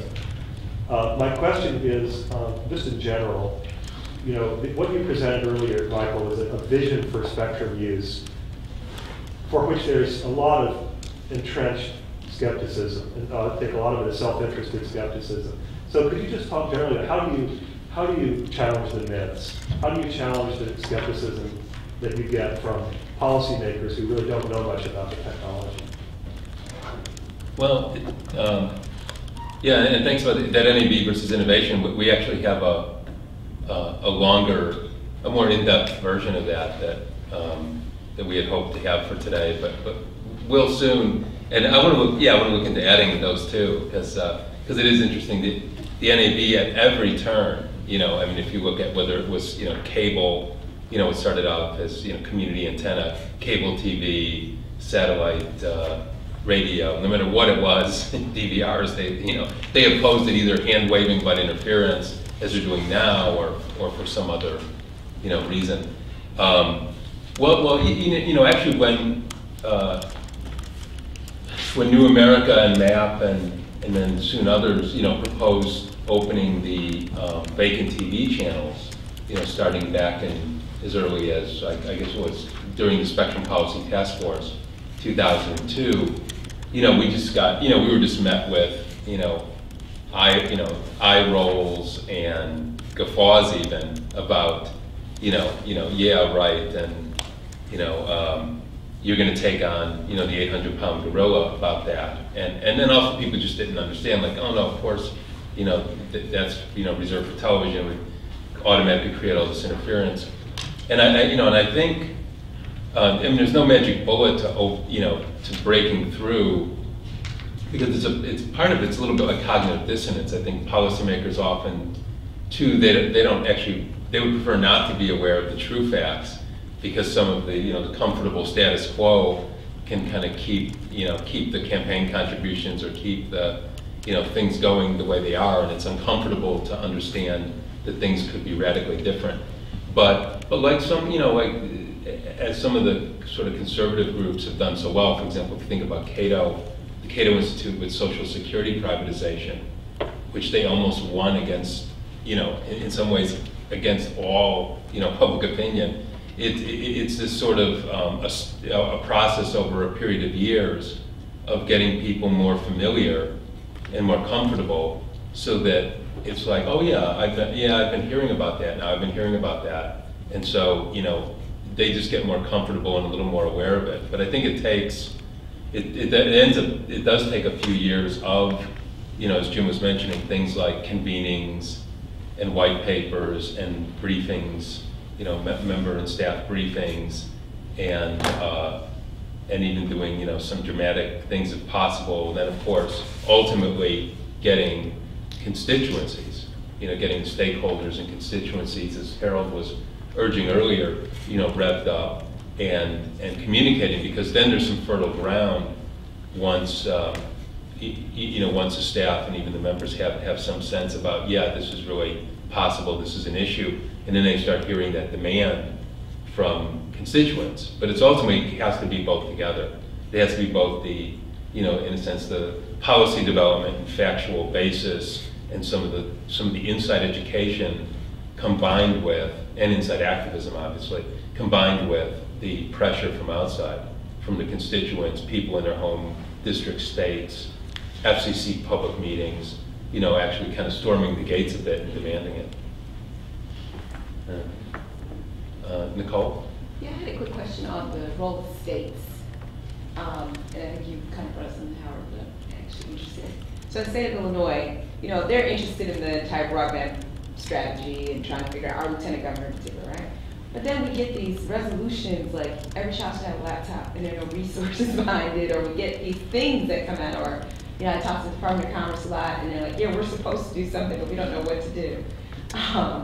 It doesn't seem like there's a lot of direction at the state level, and I think that has made it easy for nonprofits and the private sector, not necessarily incumbents, to come in and sell a state a solution that puts them on a track where there's no resources, there probably will never be resources to move an agenda, and they're sort of disjointed from the conversations happening here in Washington, where I think states could be potentially progressive, moving the agenda forward to bring access to particularly rural and urban communities. So I want you to talk more about, if you don't mind, just how do we effectively work with states? I mean, we thought we had a chance, Jim, with municipalities. You know, we wanted to have that conversation. But states are taking ownership of this stuff. So what's the conversation that we need to have in our states to move an agenda forward that at least primes the pump for what could happen in the Hill? I think states are just starting as a practical matter. You do have a few states that have been thinking about stuff for a long time. North Carolina through ENC has been doing good work since 2001. But the rest of the states are just beginning to see that there are shortfalls. To me it's like thinking about the airline transport system. It's not that it's bad, it's amazing that it works at all. And to me, as I look at where we are, what is astounding to me is how fast things are beginning to happen. I see an acceleration of concern, of a desire on the part of states to become active, to take a role. The National Governors Association and WTI and NCSL and others are really beginning to grab the bit in their teeth right now. And what's important is for us to make sure that we're part of the way that the issues are framed, and that the needs are identified carefully. To me, one of the biggest issues that we have right now in this whole area is that we don't know what a policy really means. Should it be a policy that focuses just on putting a net of some kind under everyone, or should it also encompass the upper end of the scale and recognize that we've got a national problem of competitiveness with the leading nations in Asia and the ones at the farthest part of this continuum in Europe? I think we need to deal with both.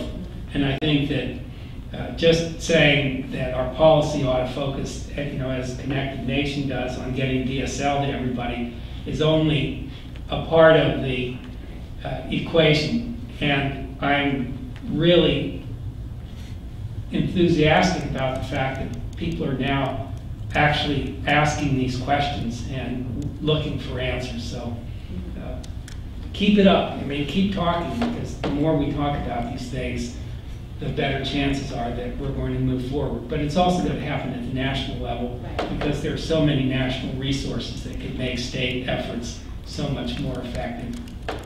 Yeah, I do mostly federal policy, but my impression has been over the years that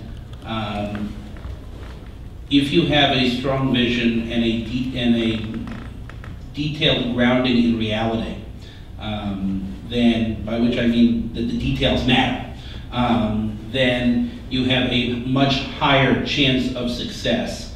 A lot of the problems that it has seemed to me in some of these first generation state programs has been, we know there's a problem. Now, what exactly that problem is itself not always easily defined. Is it the capacity problem? We don't have broadband pipes that go to every citizen of our state. Is it the educational problem? People don't have laptops. They don't have, the skills to use the capacity that's out there. Is it a combination? And the answer is there are all kinds of problems that are out there that are interrelated in this way, which means, number one, no single task force resolution or program is going to solve them any more than, the Great Society and the War on Poverty were really wonderful ideas, and a lot of good came out of it. But it foundered on the fact that poverty is such a huge issue, and it shifts and changes, that while we could solve some real immediate problems, as the war on poverty went on, it got harder, and as we lost focus, it became harder to actually do things, and opportunists leapt into that gap. even if not opportunists, people who had a very specific, if narrow and exclusive vision, can leap into the gap. So I think that when engaging in states, what is useful is, number one, try to break the problem into tractable bits. Instead of saying, we're going to solve Illinois' broadband problem. Let's start with, the state of Illinois needs to be concerned that there are areas of Cook County that do not have the same level of capacity that a developing nation has, or something like that. And, don't limit yourself to just the one governor's office or state rep or any of these things, which means also bringing in other organizations, but try to identify the organizations that should see this as the tool. You education people should understand how this is going to serve your goal, and I'm going to look at you to be the ones who step up and say, yes, and we have the teachers, and give us the money for the laptops and we'll train the students, so that I can do the connectivity piece, rather than tell me, well, your connectivity really doesn't matter if you don't have laptops for your kids. So that's my advice on the constructive engagement. Beth?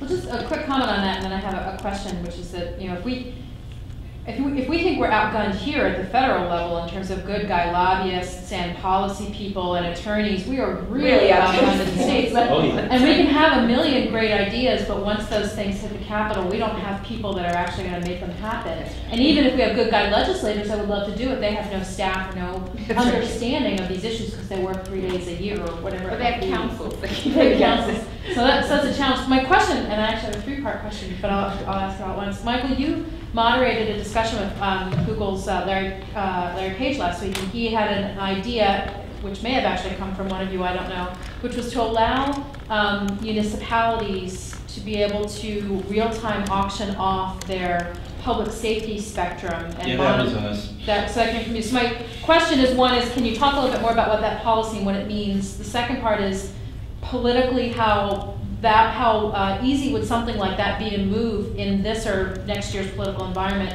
And then the third part of that is, as cities and towns are so desperate for money, and this could potentially provide a significant revenue stream for them if it actually were adopted, should we care about what they use it on? Should our demand be, if you're going to monetize your spectrum this way, it should be used for digital inclusion, or it should be used for communications infrastructure, or should we let them plug holes in municipal pensions, or that's my 3 parts, I guess. Yeah, I know Harold can talk about this too, because he's been talking about this as well. Well, the one distinction I'd make, and and I've tried to rein the Google guys back in on this, because they're one unfortunate byproduct. I got a, hopefully I'm not telling a tale out of school too much, but I got a call from the staffer for a very senior Republican that Larry Page met with,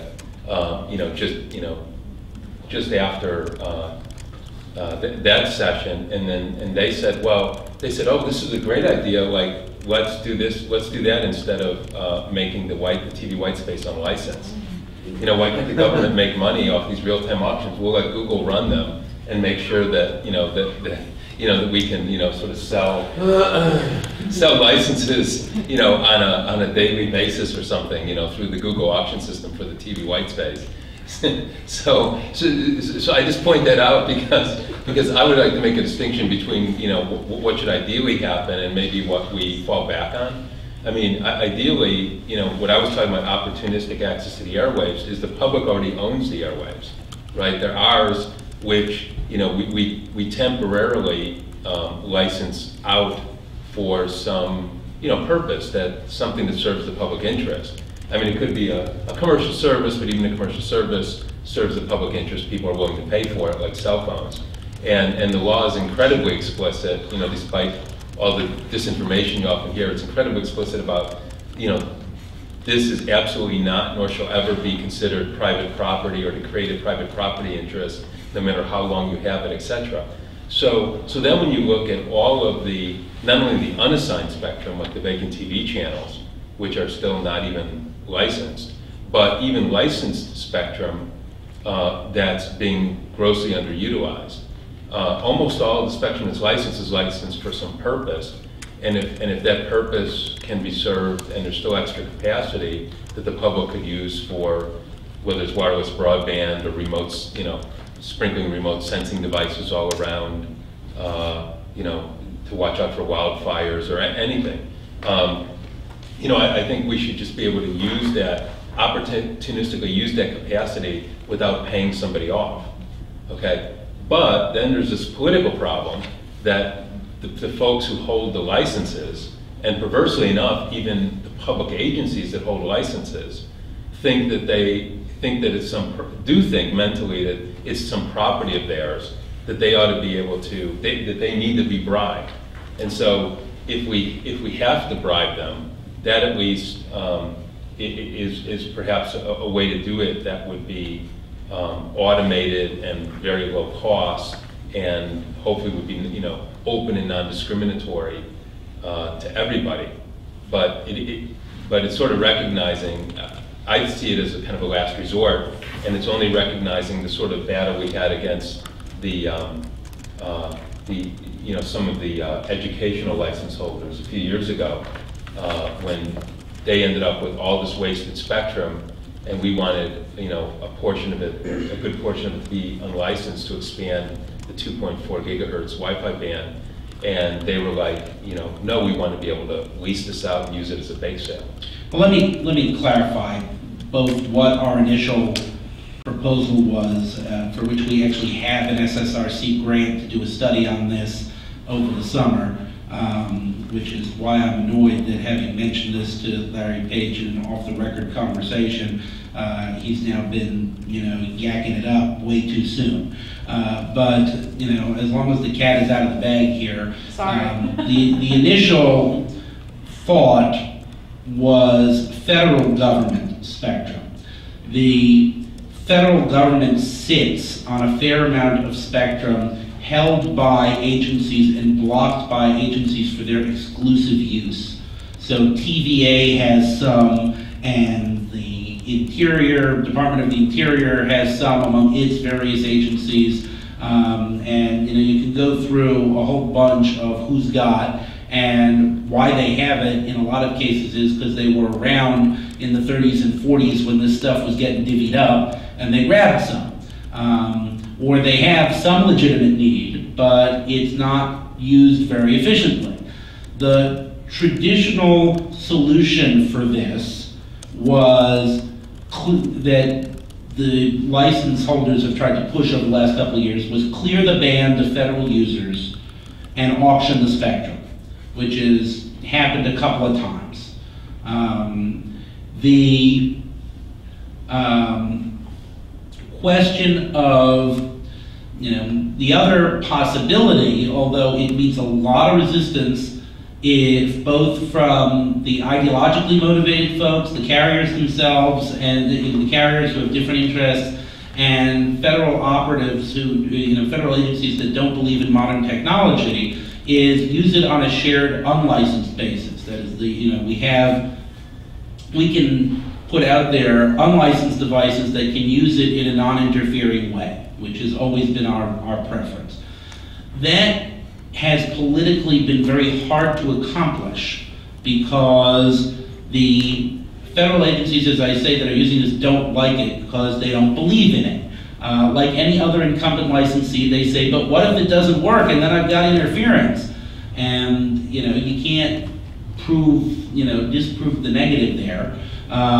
The carriers don't like it because they want to get this stuff cleared to be auctioned. So they're opposed to it, so politically it's been very hard to achieve.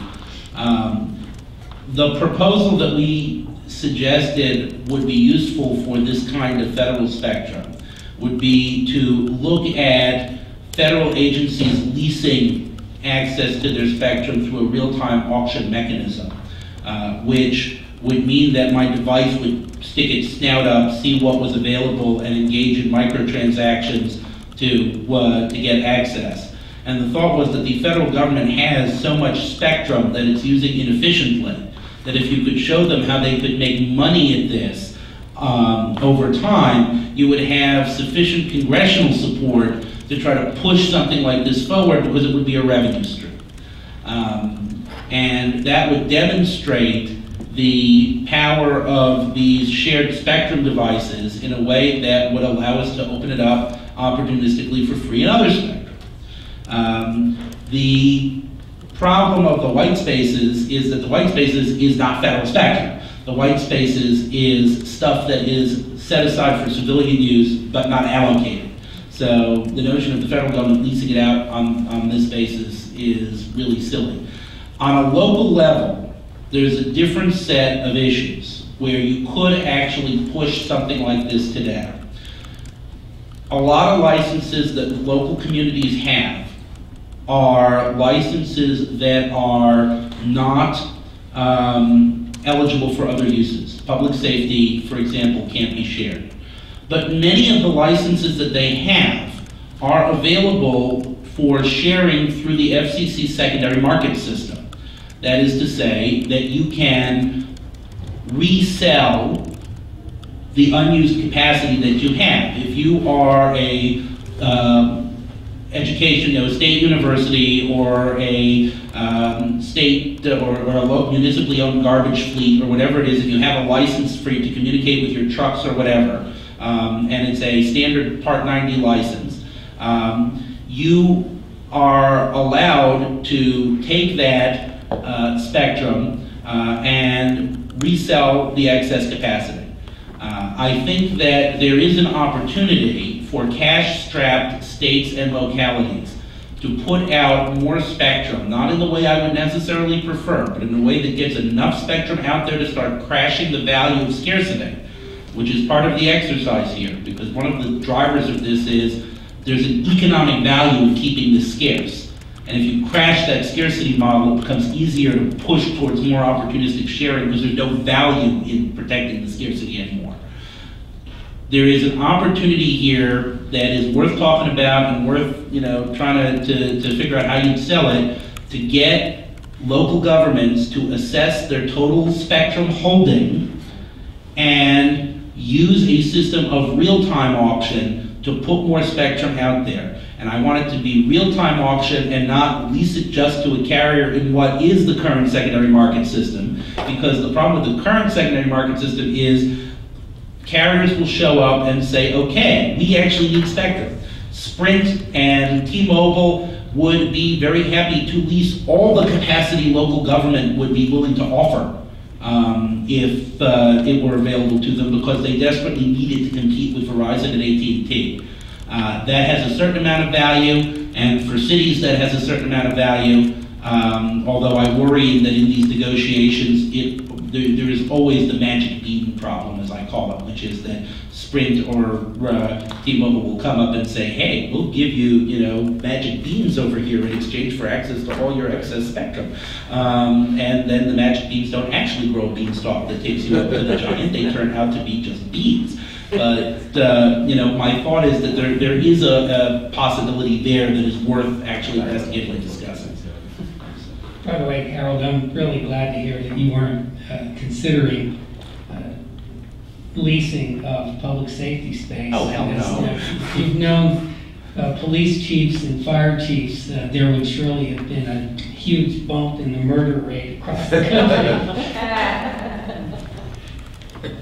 I'm going to take a chance on part of the narrative that you were looking for earlier, Harold, which is, we do have a model. We have the 2.4 gigahertz spectrum, which is arguably crappy spectrum. It doesn't go, it's line of sight, it's weak, it's all these things. And yet, look at all that has been accomplished by putting it in people's hands. Look at all the economic activity, economic benefit. Cities, you can turn the municipal argument around.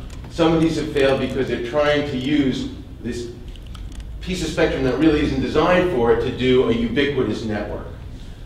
Just imagine if you took some other more robust piece of spectrum and put it in people's hands. And that would be, I think, that part of the narrative should be out there. We make that argument all the time. I mean, that's our biggest argument. And I got to tell you that there's sort of two categories of one category of resistance is religious. That is to say, I've had this conversation with the Wireless Bureau folks at the staff level, and they will sit there and listen politely and say, but don't you really just need the certainty of licensing to really encourage investment and make sure that people are going to stick with this? And it doesn't matter that you can show that there are billions of dollars that have been invested in the unlicensed space, despite the fact that it's a little sliver. There are certain people that have a religious belief about this. The other is what I call the problem of the creationists, which is everybody knows creationism isn't a science, and the people who are pushing it don't believe it's a science. The point is to make their religious belief look enough like a science that people who are not very familiar with this issue get confused and think, well, yeah, I guess that makes sense. There's a lot of that in Washington. And there are economists and others who will come out here and will churn out all kinds of stuff, which, if you actually dig into it, doesn't make sense, isn't self-consistent, doesn't prove the points that they're trying to make, but it looks enough like real analysis to make it look like there's two sides to the argument. It's related to the spectrum, the 2.3 GHz. If you want to add another piece, slice of the spectrum, you're going to create, I don't know, from my point, you're going to create a huge problem to each and every single one in the world. Technology vendors, for example, different technologies, Bluetooth, Wi-Fi, radio frequency, these people develop their products. It took them years to develop their products to be compatible and to work and to target this specific spectrum, 2.4 GHz. If you say, hey, you know what, let's start over again, you know what, I give you more space. I would disagree with that because Linksys, let's say, or Cisco or whoever, would fall over themselves to sell you now a new device that can now do, you know, some other piece of spectrum. But the work, yes, I know that. I'm aware there are smart technology that we can target more than one spectrum. But you are going to enforce the radio frequency and you guys to update the technology. We're not talking about closing, we're not talking about changing the rules on the stuff that's already working, right. We're not, you know, all of the 2.4 gig stuff would be unaffected. Right. What we're talking about is saying, well, suppose that in addition to the existing 2.4 gigahertz band, we also said that we're going to have cognitive radios that are capable of seeking out other bands that when they are not in use will broadcast, transmit rather, and we take advantage of that technology. I mean, I don't think that raises the issue of obsoleting the technologies that you're talking about. Well, that's also already happened. It's already happening. I mean, part of although this TV white space, for example, has been like the big, because it's worth probably over $100 billion in terms of spectrum capacity. It's a huge amount, huge precedent. But we've, the Public Interest Coalition and others, technology companies, have already won some, incremental advances. So, for example, we've heard a number of community networks here talk about how they combine 2.4, at the last mile with 5 gigahertz, like 5.8 gigahertz. I know, one community back there, they do that. And, that's only been available recently, much of that, because 255 megahertz was made available because, we pushed for, and this goes back to Beth's question too, right? There's this huge amount of spectrum at 5 gigahertz that's used by military radar, only in certain parts of the country, only at certain times, mostly up at an altitude. And so the argument became, well, why not open that up to smart radio devices that use a listen before talk protocol, so-called DFS, dynamic frequency selection. So what they do, as Harold said earlier, is they stick their snout up. Within 400 milliseconds, they can determine whether there's a transmission pattern that looks anything like military radar. If it does, they switch channels. If not, they use it, and then they keep rescanning every so many seconds to make sure that they're not getting in the way of military radar. But they're sharing those bands now for Wi-Fi backhaul, and it's shared with the Pentagon, who approved it, of course, only after quite a bit of pressure from the Hill, and then negotiations with, you know, with It turned out it was easier to put the arm on the Pentagon than to put the arm on broadcasters. I find. Yeah, ironically, yeah, that's right. It moves a lot faster. So, yeah, so all this is add-on. All this is add-on, and I think, you know, again, you all, because there's some of you real actual network builders out there in the audience.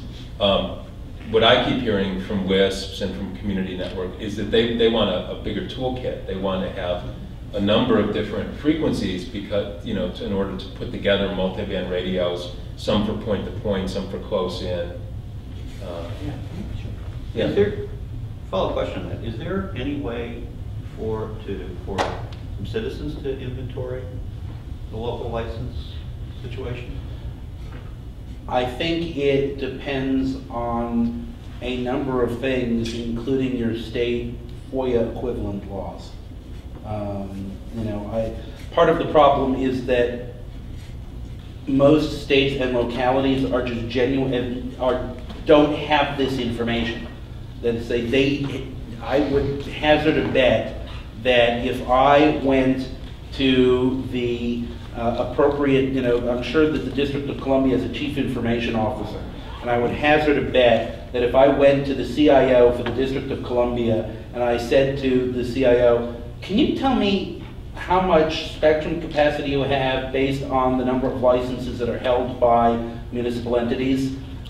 I think they would not have a clue as to how to go about answering that. That said... That's not available through the FCC. Now, I was going to say, that said, it occurs to me, Ben, what would it take to construct a program that searched through the ULS database and looked at for licensees that would potentially government... I did something like this about 2 weeks ago. Okay. And I told great you minds. this morning. Yes. But it's a little, the gentleman's question is a little That's why it was a trick question. The gentleman's question is a little bit different.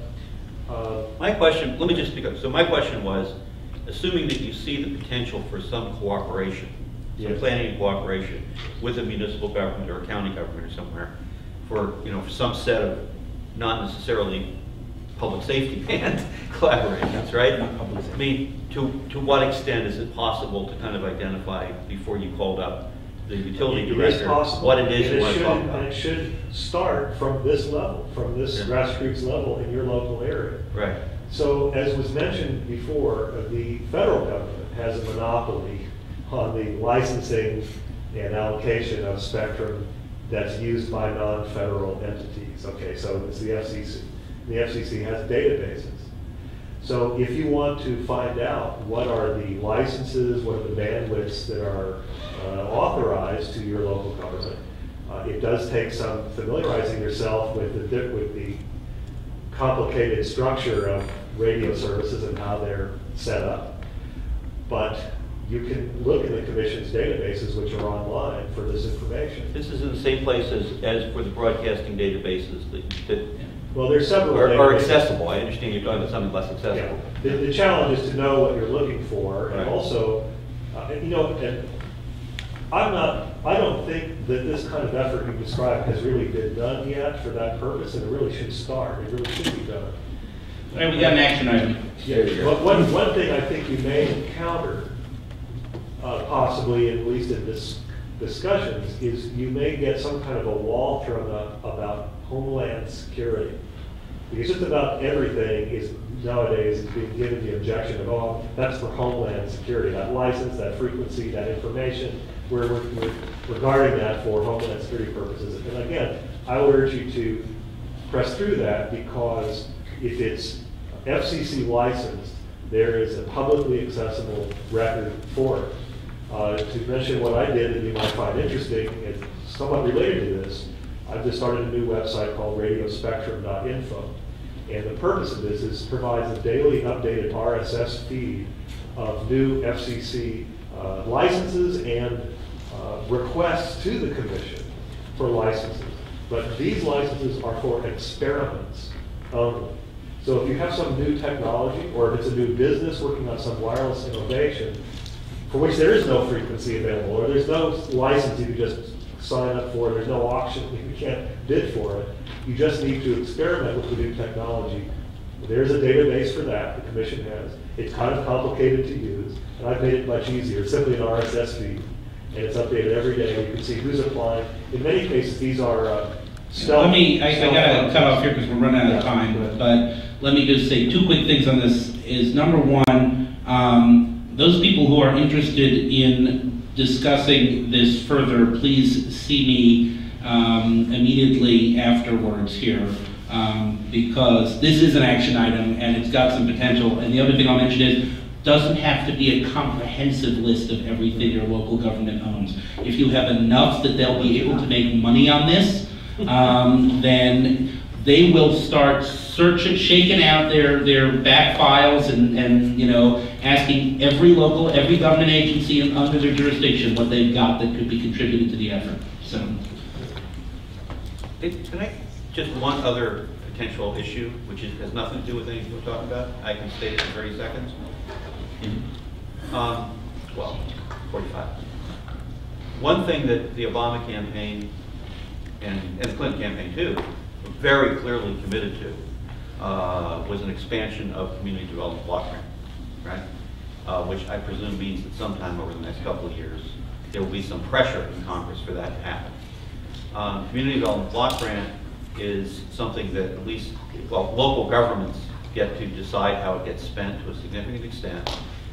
In Cleveland anyway, a lot of other places, that is a very local initiative kind of thing. It gets used for a lot of different things that are simply what the councilman wants to get done, right? And we have, in terms of community technology stuff, we have had a number of conversations. There's 2 problems with it being available for purposes of technology projects.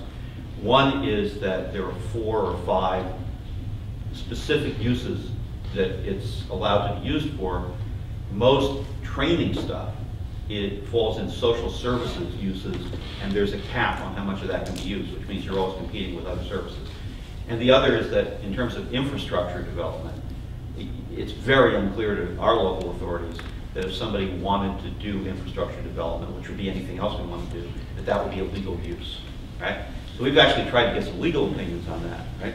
But it would be nice if it simply wasn't a question, because federal policy said, you know, one of the general public purposes we would like to see involved in community development block grant promotion is the development of infrastructure and access for communications. See, this is exactly the kind of thing we need to hear about so that we can go and try to get the problem fixed. Right. So that's why I said it. That's another one. Let me just say one more thing. We do a daily email hyperlinks to items of interest to folks who think like us. And if any of you would like to get our daily post, just give me your business card and be happy to add you to our list. What's your website? www.ballard.com. Ballard.com. It's a great service if you want to keep up with news in the whole wireless, particularly the muni community broadband wireless space. And I do a blog on this stuff at webmachine.com. Okay, well, thank you everyone for participating with this, and enjoy. We'll talk more to the social.